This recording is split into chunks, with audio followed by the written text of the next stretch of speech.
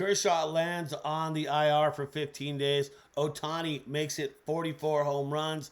Dodgers lead the bat parade with a big win over the hated Arizona Diamondbacks. I'm Brad J. This is Dodgers Digest, and we're going to get right down to it because we have a lot to cover. I always say that, right? I always say I have a lot to cover, but I say that for good reason because why? We got a lot to cover. All right.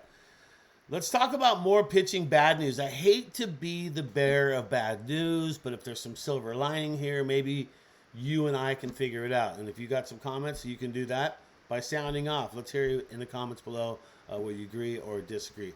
Kershaw being out, it just seems like one after another incident with another pitcher, with another starting pitcher for the Los Angeles Dodgers. Why do we keep losing pitchers? We got 26 games left in the season, and we're losing pitchers big time, right? What are we going to do about it? And what does Doc say? Well, this is what he said. The issue is caused by a bone spur that Kershaw has been dealing with for maybe a couple of years. Normally, he keeps the pain at bay by preventive treatment. All right, wait a minute. Do you speak Dave Roberts' language here? Okay? Let's examine this. Okay, the issue is caused by a bone spur that Kershaw has been dealing with for maybe a couple of years. Why is the word maybe in there? Why did he add the word maybe? I'm not this conspiracy theorist guy all the time, but when I see stuff like that, I feel like that's just the way Roberts talks, man. All right? That is the way Roberts talks right there. Maybe. Okay. Hasn't Kershaw been his top pitcher for how long now? Wouldn't you think that he would know every single little thing about Kershaw by now? He's been the coach. He's been with the Dodgers for how long now? Come on.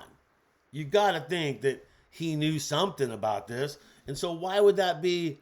Why would you say that with, and once again, it gets me thinking conspiracy or whatever. I just think Dave Roberts always has a purpose for everything he says, okay? And I feel like he slides in words to protect himself down the road. And this isn't a bad thing. I'm not saying it's a bad thing. But maybe a couple of years, I would think that you would know everything that Kershaw's been dealing with ever since you've been part of that team. So that's just me on that one. Leave it alone. All right. What the Dodgers are saying? Well, they're saying they've selected the contract of Brent Honeywell, who went right to work last night, and also recalled Ben Kasparius, too, who went right to work last night. And then put Joe Kelly on the injured list with a right shoulder inflammation. Okay. Is that because how he's pitched? I mean, he's had a couple games where he's got out 3 batters in a row. I'm talking about Joe Kelly here. But on the injured list, or is this just like get fresh arms up there? Kelly, hey, man, take a breather. You're not a young chicken, and a spring chicken. So is that what's going on there? Once again, trying to read between the lines here. And Kershaw placed on the injured list with left big toe inflammation. I don't know. You got Freddie Freeman with the middle finger problem, and then you got a big toe problem with Kershaw. What's going on, man? Are things getting soft for the Dodgers right now? I'm kind of wondering right now.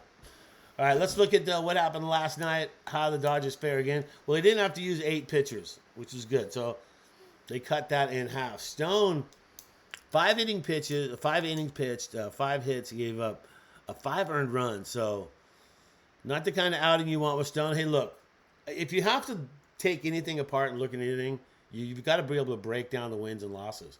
And with the win, that's awesome that they win, but you still got to look at things and say, okay, how are we faring? With Stone right there giving up those 5 earned runs, that's tough. Diamondbacks a strong team. Honeywell, get his contract, get him all squared away. He pops right in, does 2 innings, gives up a run, one earned run, walked 2 guys, struck out 2. But 2.45 his ERA, right in the game. And Kasparius, like what he did, 1 inning, boom, zeros all the way across. And Phillips, love him or hate him, give him the save. He'll take number 18 on that one. All right. So that's how the pitching was last night. Let's not get ahead of ourselves on the whole Kershaw thing and the entire starting pitching rotation for the Dodgers. Looking at Glasnow now being brought back slowly. And that wasn't, if you remember when Glasnow went down, Roberts wasn't talking about bringing him back slowly, as all of a sudden that became the thing that it's going to be slowly for him. Okay, that term seemed to develop once again a little bit as time went on. So now the timeline is similar to Kershaw coming back for Glasnow to come back. So those two would come back in a sense like 15 days, missing like 2 or 3 starts. So a lot of baseball left for 26 games going. So 26 games going in the season, and losing Kershaw and putting him on the same time frame as Glasnow. So rotation now includes Flaherty, Buehler, and Bobby Miller. Look, you know my stance on both those guys. I've always said keep giving Walker Buehler the chances. I think he's proven himself the last 2 games. He showed some promise. Bobby Miller too as well.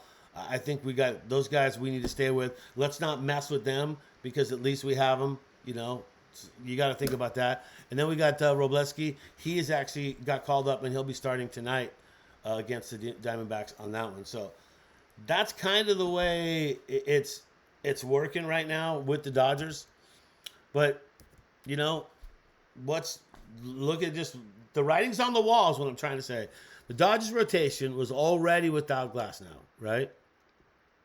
And without Yamamoto, right? Not to mention Tony Gosselin, his surgery. River Ryan, Tommy John for him. Dustin May out till 25.